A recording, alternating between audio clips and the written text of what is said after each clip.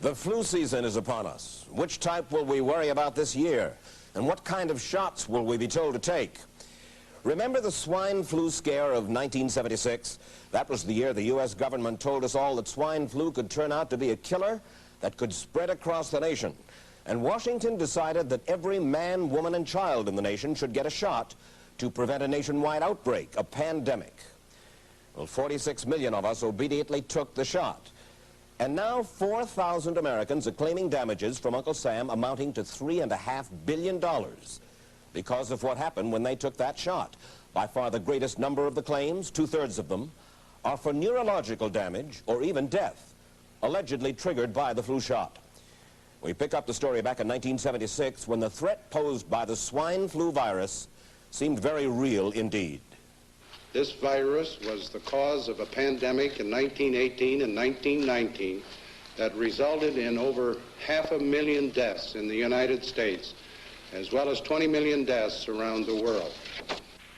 See how easy it is to... Thus, the U.S. government's publicity machine was cranked into action to urge all America to protect itself against the swine flu menace. Influenza is serious business.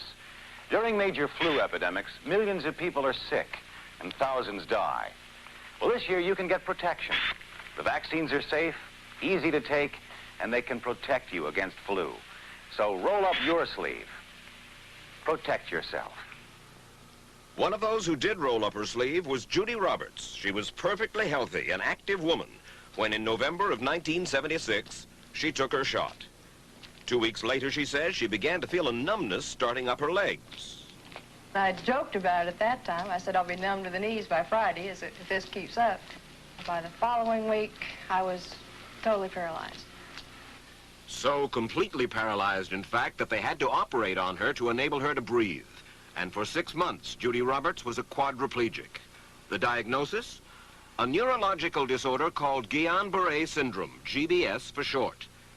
These neurological diseases are little understood. They affect people in different ways.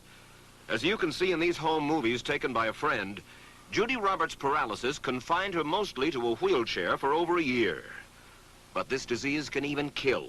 Indeed, there are 300 claims now pending from the families of GBS victims who died, allegedly as a result of the swine flu shot. In other GBS victims, the crippling effects diminish and all but disappear.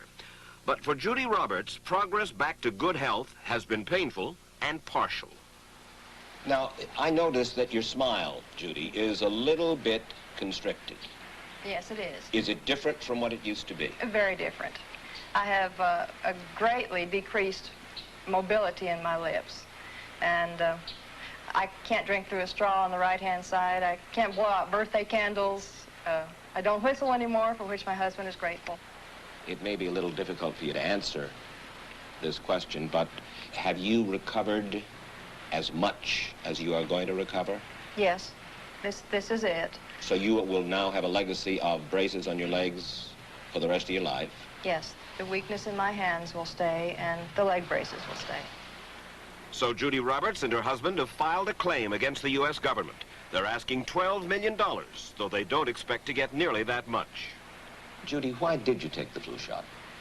I'd never taken any other flu shots, but I felt like this was going to be a major epidemic. And the only way to prevent a major epidemic of a really deadly variety of flu was for everybody to be immunized. Where did this so-called deadly variety of flu, where did it first hit back in 1976? It began right here at Fort Dix in New Jersey in January of that year when a number of recruits began to complain of respiratory ailments, something like the common cold.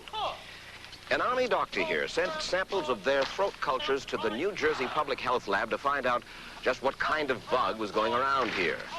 One of those samples was from a Private David Lewis who had left his sickbed to go on a forced march. Private Lewis had collapsed on that march, and his sergeant had revived him by mouth-to-mouth resuscitation. But the sergeant showed no signs of illness. A few days later, Private Lewis died. If this disease is so potentially fatal that it's going to kill a young, healthy man, a middle-aged school teacher doesn't have a prayer. The New Jersey lab identified most of those soldiers' throat cultures as the normal kind of flu virus going around that year, but they could not make out what kind of virus was in the culture from the dead soldier and from 4 others who were sick. So they sent those cultures to the Federal Center for Disease Control in Atlanta, Georgia for further study. A few days later, they got the verdict: swine flu.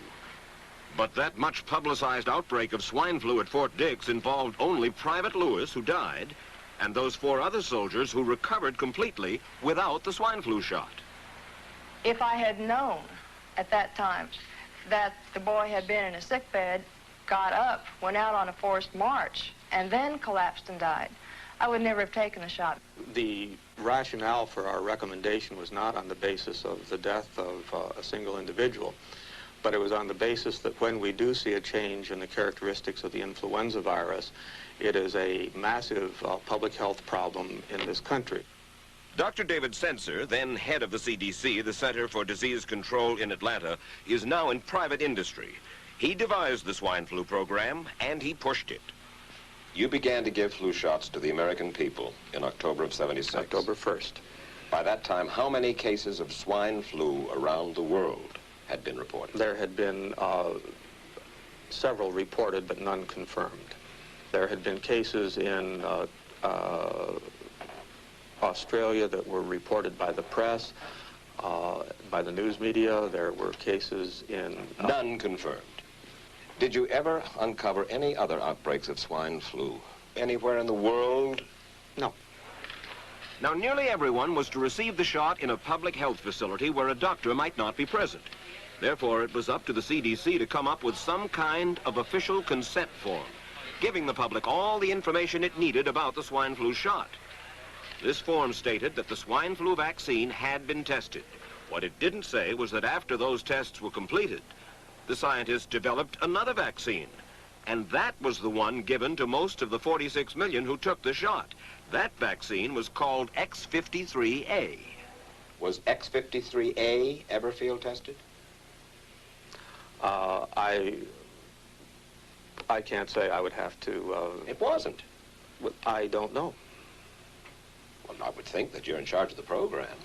I would have to check the records. I haven't looked at this in some time.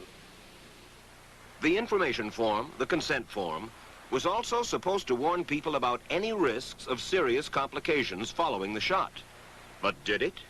No, I had never heard of any reactions other than a sore arm, fever, this sort of thing. Judy Roberts' husband, Gene, also took the shot. Yes, I looked at that document. I signed it. Nothing on there said I was going to have a heart attack or I get Guillain-Barré, which I never heard of. What if people from the government, from the Center for Disease Control, what if they had indeed known about it? What would be your feeling? They should have told us.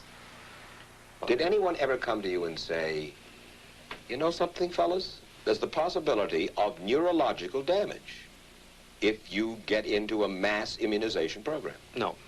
No one ever did? No. Do you know Michael Hatwick? Yes. Mm-hmm. Dr. Michael Hatwick directed the surveillance team for the swine flu program at the CDC. His job was to find out what possible complications could arise from taking the shot and to report his findings to those in charge. Did you know ahead of time, Dr. Hatwick, that there had been case reports of neurological disorders, neurological illness, apparently associated with the injection of influenza vaccine? Absolutely. You did? Yes. How'd you know that? By review of the literature. So you told your superiors, the men in charge of the swine flu immunization program, about the possibility of neurological disorders? Absolutely. What would you say if I told you that your superiors say that you never told them about the possibility of neurological complications? That's nonsense. I can't believe that they would say that they did not know that there were neurological illnesses associated with influenza vaccination. That simply is not true. We did know that. I've said that Dr. Hatwick had never told me of his feelings on this subject. Then he's lying. I guess you would have to make that assumption. Then why does this report from your own agency, dated July 1976, list neurological complications as a possibility? I think the consensus of the scientific community was that the evidence relating neurologic disorders to influenza immunization was such that they did not feel that this association was a real one. You didn't feel it was necessary to tell American people that information? I think that over the years we have tried to inform the American people as fully as possible.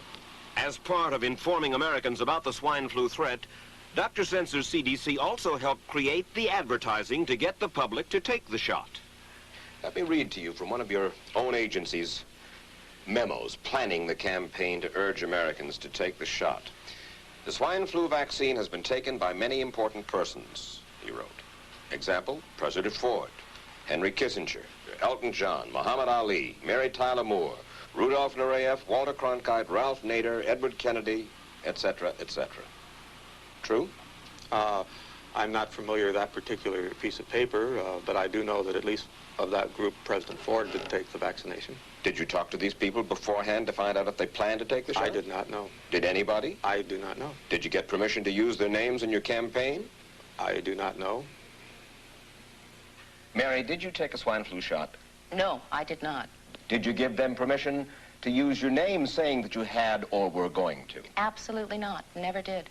Did you ask your own doctor about taking the swine flu shot? Yes, and at the time he thought it might be a good idea. But I resisted it because I was leery of having the symptoms that sometimes go with that kind of inoculation. So you didn't? No, I didn't. Have you spoken to your doctor since? Yes. And? He's delighted that I didn't take that shot. You're in charge. Somebody's in charge. There are... This is your advertising strategy that I have a copy of here. Who's it signed by? This one is unsigned. But you'll acknowledge that it was your baby, so to speak. It could have been from Department of Health, Education, and Welfare. It could be from CDC. I don't know. I'll be happy to take responsibility for it. It's been 3 years now since you fell ill with GBS, right? Right. Has the federal government, in your estimation, played fair with you about your claim? No, I don't think so. It seems to be dragging on and on and on, and really no end in sight that I can see at this point. With respect to the cases of Guillain-Barré, allegedly... Former Secretary of HEW Joseph Califano, too, was disturbed that there was no end in sight.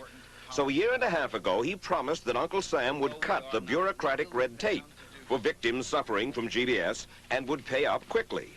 We shouldn't hold them to an impossible or too difficult standard of proving that they were hurt. Even if we pay a few people a few $1,000s that might not have deserved it, I think justice requires that we promptly pay those people who do deserve it. Who's making the decision to be so hard-nosed about settling? Well, I assume the Justice Department is. Griffin Bell before he left? Well, the Justice Department agreed to the statement I made. It was cleared word for word with the lawyers in the Justice Department by my HEW lawyers. And that statement said, in effect... That statement said that we should pay Guillain-Barré claims without regard to whether the federal government was negligent if they resulted from the swine flu shot. I think the government knows it's wrong. If it drags out long enough, that people will just give up. Let it go. I am a little more adamant in my thoughts than my wife is, because I told Judy to take the shot. She wasn't going to take it, and she never had shots, and I'm mad with my government because they knew the facts, but they didn't release those facts because if they had released them, the people wouldn't have taken it. And they can come out tomorrow and tell me there's going to be an epidemic, and they can drop off like flies next to me. I will not take another shot that my government tells me to take. Meantime, Judy Roberts and some 4,000 others like her are still waiting for their day in court.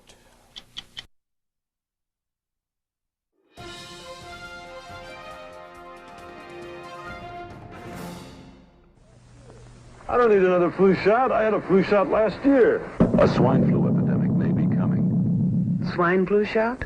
Well, I don't know. I've been thinking about it. It could make you very sick. Swine flu? Man, I'm too fast to let it catch me. You'll want to be protected. I'm the healthiest 55-year-old you ever seen. Hey, I play golf every weekend. Get a shot of protection. The swine flu shot.